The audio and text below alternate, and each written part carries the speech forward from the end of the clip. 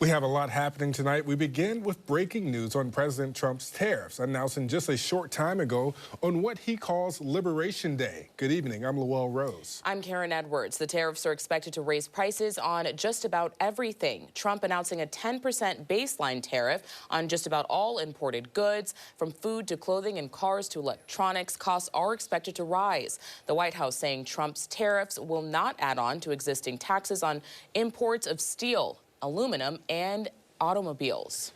Now, the president maintains it will be worthwhile in the long run. However, American mayors, including Rochester's, aren't buying it.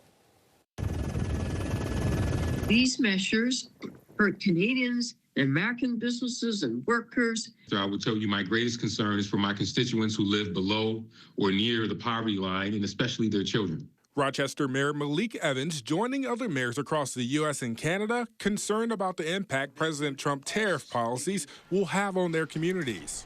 These trade disruptions could lead to price spikes at grocery stores, hitting working families the hardest.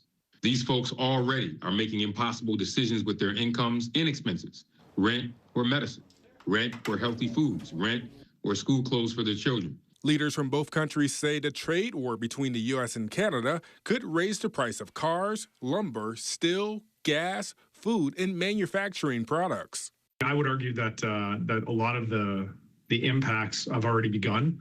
It hasn't quite rippled out into the mainstream consciousness yet, but it will, because I think we're going to see layoffs if businesses continue to hold on to capital and choose not to spend because of the uncertainty. Mayor Evans also raised concerns about the cost for construction projects potentially increasing, pointing to one of Rochester's largest employers. The University of Rochester Medical Center is currently building a new emergency room. Those costs have already escalated. Imagine what tariffs would cause in terms of that disruption in the current escalation. President Trump announcing Wednesday tariffs across the board will level the playing field for American workers and businesses, adding it will be an effective tool for achieving economic and strategic objectives. And today we're standing up for the American worker, and we are finally putting America first. Starting tomorrow, the United States will implement reciprocal tariffs on other nations.